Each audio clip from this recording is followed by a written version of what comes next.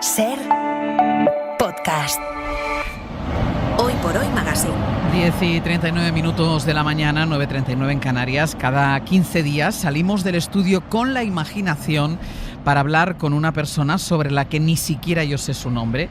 En esta sección, usted no sabe con quién está hablando, los invitados siempre me citan en un punto concreto que debería darme, no siempre lo consigo, pero me debería dar alguna pista sobre ellos. Hoy mi cita me espera en la ciudad suiza de Zúrich. He llegado a la estación de Polybahn, un funicular histórico que sigue en marcha 136 años después de su inauguración, y junto a uno de los vagones de este funicular, un vagón rojo, me espera a alguien a quien voy a saludar. Hola, ¿qué tal? Muy buenos días, ¿cómo estás? Hola, buenos días, Ángels. Es un lugar muy curioso que yo no conocía. ¿Este funicular llega muy lejos? Fíjate, el recorrido es corto, en realidad son solo 176 metros, pero el desnivel que salvamos es de casi 41 metros, ¿no? Entonces nos ahorra un esfuerzo y además el recorrido y la experiencia son fantásticos, como siempre. 41 metros que si no de desnivel que tendríamos que hacerlos andando, si no. Correcto. ¿Qué conexión tienes tú con este lugar? ¿Es un funicular que utilizas habitualmente? Pues fíjate, yo vivo y trabajo muy cerca de aquí, de la ciudad de Zúrich, pero me gusta mucho venir aquí, los vagones, las vías, los turistas, los pasajeros que vienen a disfrutar del viaje tienen mucha conexión con mi oficio. ¿Por qué? ¿De qué trabajas? Soy ingeniero del ocio. Ingeniero del ocio. Sí. Es la primera vez, te lo prometo, que escucho algo así. ¿Qué hace un ingeniero del ocio? Pues en mi caso, yo estudié ingeniería industrial, pero le ponemos esta etiqueta ingeniero del ocio porque en realidad somos ingenieros profesionales técnicos de distintas especialidades que nos dedicamos a este sector, ya sea para es decir, fabricar atracciones para parques, ferias o centros acuáticos, o gestionar, certificar muchas de estas instalaciones relativas al entretenimiento. Bueno, entonces me parece, porque a mí las ingenierías, yo que soy tan de letras, siempre me ha parecido algo así como un poco serio, un poco aburrido. Claro, lo tuyo es mucho más divertido. Es una de las aplicaciones fantásticas y maravillosas que tiene las profesiones técnicas, como muchas otras, hay otras que son fantásticas. ¿Cómo te llamas? Óscar. Óscar Alcarrista. Óscar, ¿qué tal? Muy buenos días. Buenos días. ¿Cómo acaba uno haciendo de ingeniero del ocio? Porque tú me decías que eras ingeniero industrial, ¿no? Correcto, sí. Entonces, ¿cómo acabas haciendo de ingeniero del ocio? Yo creo que repito, hablo de mi caso, ¿Sí? no quiero hablar del caso de todo el mundo. En mi caso es puramente vocacional, en el sentido de que se despertó mi vocación técnica gracias a las visitas con mis padres y mis abuelos a un centro de ocio muy conocido en la costa de Tarragona. En Portaventura, vaya. Correcto, sí, bueno. Quiero ser prudente siempre. No. Y de hecho yo tenía 5 o 6 años cuando incluso pude visitar las obras, y fue ver todo aquel mundo, no solamente las atracciones, por lo tanto la parte técnica, sino también la parte de espectáculos. Todo aquello me llamaba tanto la atención, y yo creo que todos en algún momento hemos descubierto nuestra vocación. Yo quiero pensar que aquello fue mi despertar, digamos, técnico, ¿no? Entonces, o sea, tú buscaste qué tenías que hacerte, o sea, en qué tenías que convertirte para poder trabajar o para poder pensar o poder idear un parque de atracciones. De alguna manera sí. Entonces, como lamentablemente no hay una especialidad específica, sí, claro, como por ejemplo la ingeniería aeronáutica, sí, o la de puentes, ¿no? Entonces, yo estudié ingeniería industrial, que es una carrera extremadamente general y generalista, en el buen sentido de la palabra, porque tocas un montón de ramas distintas, en las que quizás alguna de ellas tenía algo que ver con este tipo de instalaciones. Y al final una atracción es una máquina, y la máquina tiene una parte mecánica, tiene una parte de control, eléctrica, etcétera, ¿no? Entonces yo creo que fue una buena decisión. ¿Y sois muchos los que os dedicáis a esto en el mundo, o sois muy buscados? Fíjate, yo creo que no hay muchos, pero en el sentido de que hay dos motivos, básicamente. La primera y la más evidente, que hay pocas empresas en el mundo que se dediquen a fabricar atracciones, ¿de acuerdo? Sí. Y la otra es porque hay pocos ingenieros, digamos, con esta formación transversal, o vamos a decir especializada en instalaciones del ocio, que trabajen a tiempo completo, ¿de acuerdo? Entonces, La ventaja en este caso es que para trabajar de esto no necesitas tener una acreditación específica de ingeniero del ocio, porque no existe todavía. Sí. Quizás en un futuro sí, ojalá. Pero sí es cierto que hay mucha gente que se dedica de manera o bien accidental o esporádica, ¿no? Pero gente que nos dediquemos a 100% siempre en instalaciones de este tipo, pues entiendo que hay bastante menos gente. Sí, sí. Ahora te preguntaré cómo se hace una montaña rusa o alguna de estas atracciones que te quitan el sentido, pero sí. ¿Tú tienes que probarlas antes de entregarlas? Te sorprenderá. En este caso, repito, hablamos, yo formo parte de un fabricante, sí. Y en este fabricante, como es una máquina, hemos dicho, ¿no?, que tiene muchas partes, muchos componentes, yo tengo un rol, cumplo determinadas tareas, pero curiosamente os sorprenderéis que en realidad las personas que pueden estar más detrás del diseño pueden no ser los primeros que se suban, por un motivo muy simple, porque antes de que se suba cualquier humano a la atracción, se les hacen unos test con unos acelerómetros, que son unos aparatitos, sí, que te dan los valores de las fuerzas Gs que existen en el recorrido, y eso se compara con los resultados teóricos que se han hecho durante digamos, el proceso de diseño, ¿no? Y evidentemente siempre coincide, evidentemente, ¿no? Entonces, cuando coincide y hay esa, digamos, confirmación y certificación de que la atracción es evidentemente segura, entonces ya puede subirse gente.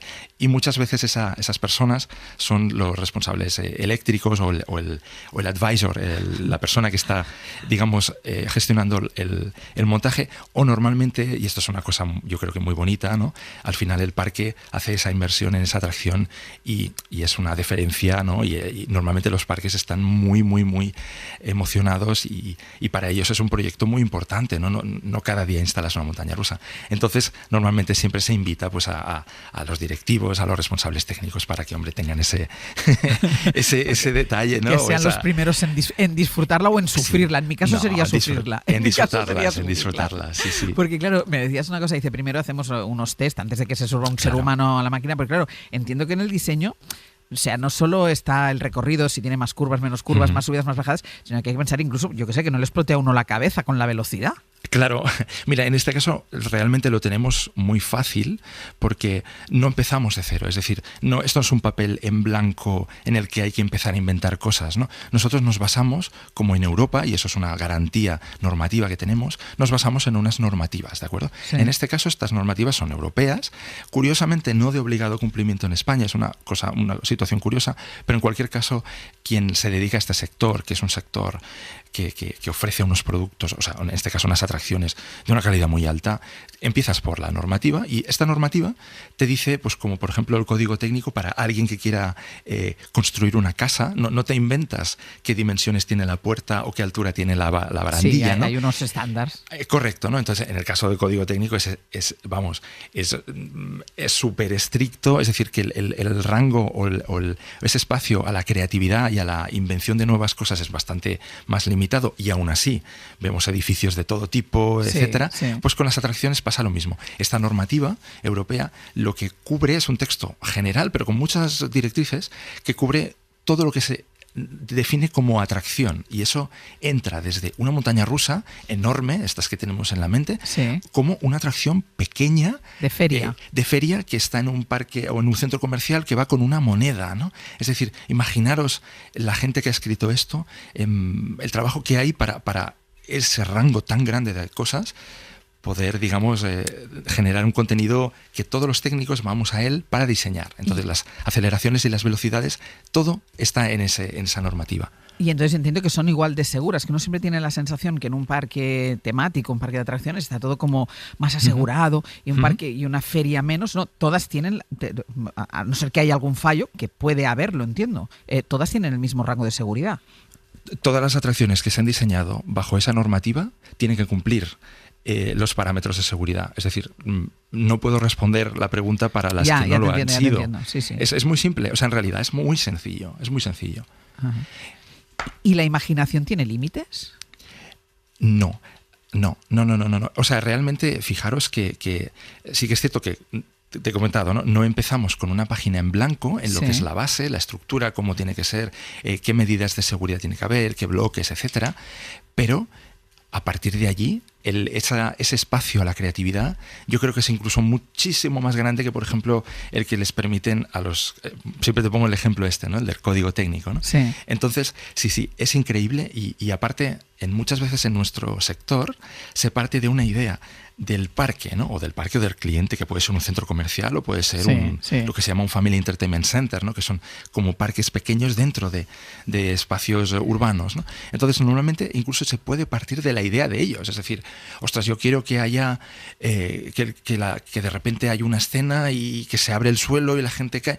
Entonces, partimos de esa idea e intentamos adaptar, en este caso nosotros como fabricantes, alguna cosa parecida y la adaptamos a lo suyo. Pero muchas veces todo es hecho a medida, pero claro, a la hora de diseñarlo, evidentemente nos basamos en... Pero hay alguien, yo que soy muy de PortAventura, por la proximidad geográfica, Claro. Bueno, yo no soy muy de parque de atracciones porque me dan miedo las atracciones. Yo no he subido a ningún sitio. Pero es verdad que cuando abrió PortAventura, el Dragon Khan era lo más, y de golpe y porrazo apareció la caída libre. Correcto. Entonces, hay alguien que un día piensa, ostras, vamos a hacer una atracción que la gente caiga. Increíble. ¿No? Sí, y además, fíjate, en el caso particular, es una curiosidad muy graciosa, los sistemas de las caídas libres al final es un ascensor, ¿no? Y que cuando estás arriba te sueltan, ¿no? Sí. Entonces, claro, ¿cuál es la cosa que todos nos viene a la cabeza? ¿Cómo frenas, no? Eso es lo más importante, ¿no?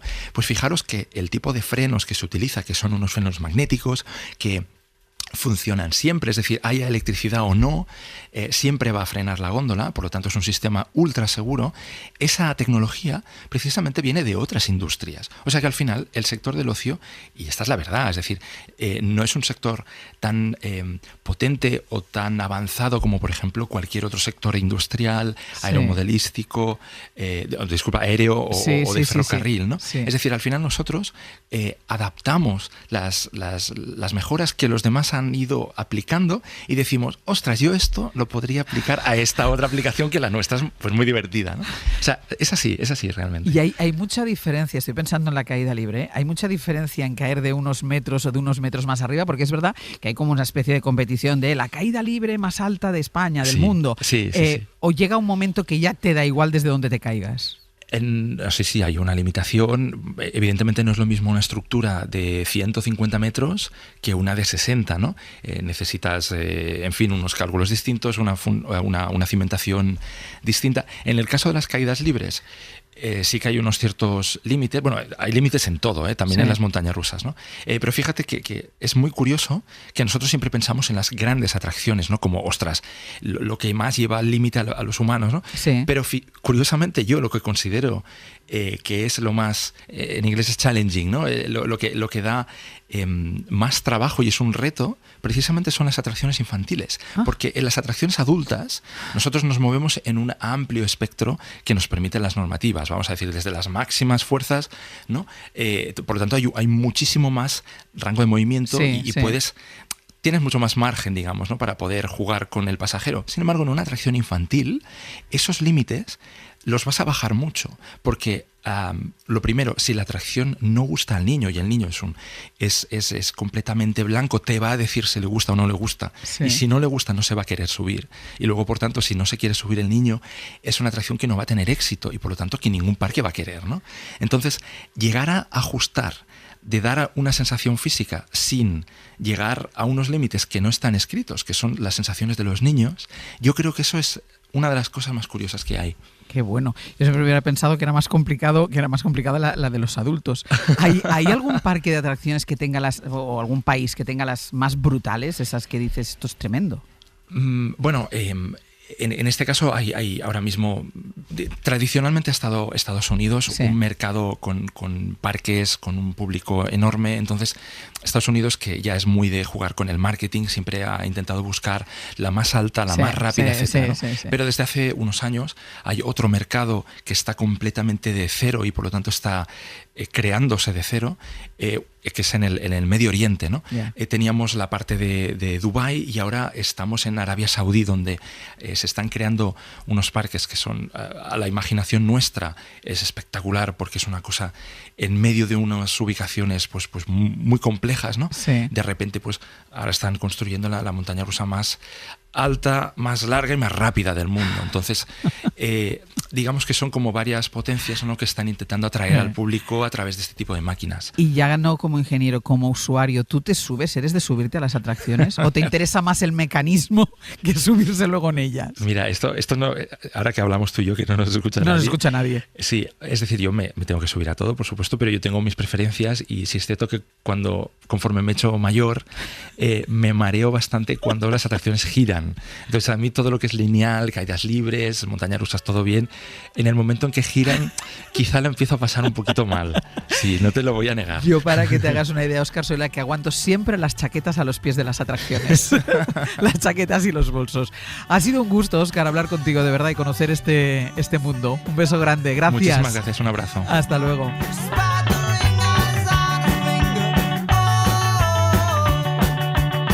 Para no perderte ningún episodio, síguenos en la aplicación o la web de la SER, Podium Podcast o tu plataforma de audio favorita.